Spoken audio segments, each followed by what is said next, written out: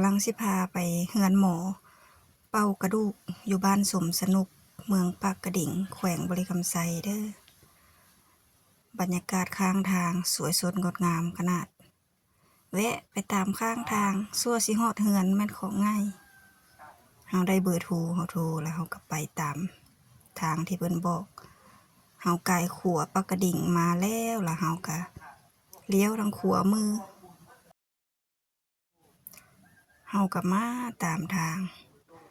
บ่ได้แวะใส่จนฮอดนะบ้านสมสนุกพุ่นแหละอันนี้คือตอนที่เฮากำลังมาชาวบ้านแถวนี้เพิ่นเอ็ดสวนยางสวนหลายเฮาก็แวะถ่ายปืนผูทั้งข้างเลยบักงามๆเลยโอ้ยถ้าเบิ่งเด้อพุ่นน่ะบรรยากาศดีแม่เฮาขอแวะถ่ายแน่ตัวจริงบรรยากาศดีลมลื่นขนาดเลยลงไปถ่ายซะก่อนเฮาแล้วจังไปต่อกายทางเปี้ยวมาเฮาก็เห็นหมู่บ้านหนึ่งเลยหมู่บ้านใหญ่ๆจะเห็นป้ายทางเข้าวัดเฮาก็มาตามทางนี่เลี้ยวขวาจะเป็นทางไปวัดเฮาก็เลี้ยวทางซ้ายนี่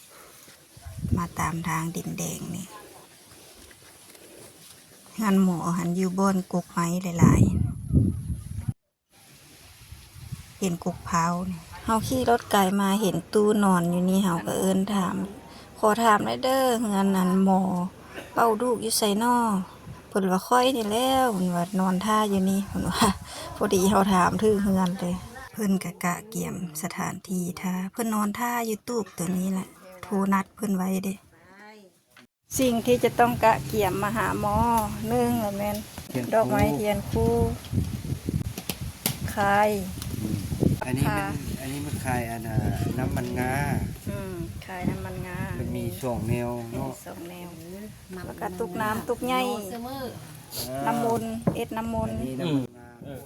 ผู้ที่มาหาหมอเป่าดูกนี่แม่นผู้ที่ประสบอุบัติเหตุหรือว่าตกหันตกนี่กระดูกบิ้นได้รับการเป็นปัวอยู่ห้องหมอแล้วออกห้องหมอออกมาแล้วก็มาเป่าตึมเพื่อให้หายดีตามความเชื่อเนาะอันนี้เนาะอันนี้ก็เป็นการสืบทอดมนต์คาถาเป่าดูกอันนี้ที่เพิ่นสืบทอดกันมาต่อไปนี่ก็สิมีลูกหลานสืบทอดต่อไปอยู่บ่เนาะหาหมอเป่าดูกนี่ก็เริ่มยากเข้แล้วมีหมอเป่าดูกตั้งแต่2-3 คนที่ว่าโด่งดังเป็นที่ซาลือกันมาตามการบอกเล่าจากผู้ที่มาก่อนมาเป็นปัวก่อนมาเป่าก่อนแล้วเพิ่นว่าดีว่าหายเฮาก็มาเนาะท่านหมออยู่ห้องหมอเพิ่นก็แนะนำว่าเมื่อเฮือนได้เด้อเพราะว่ากระดูกหักบ่ได้ถึกจุดสำคัญแล้วก็บ่จำเป็นต้องไปดามเหล็กก็ได้เพิ่นว่าไปปิ้นปัวอยู่เฮือนใช้เวลาเอาดนจังสิหายดีเป็นปกติเพิ่นว่าแต่สิให้ใช้แขนใช้อันนั้นคือคนที่บ่เคยหักเคยโค่นมาก่อนก็สิเป็นไปบ่ได้แล้วมีแต่ว่าบ่เจ็บปวดกระดูกมันก็หักแล้วหักเลยไปเบิ่งบรรยากาศสดเลยมีหยังคายนี่มีเฮาโทรศัพท์ว่าหั่นบาที่มุสาไม่เบิดพักยกแล้วก็เป้าพักยกแล้วก็เป้านางลินเป้า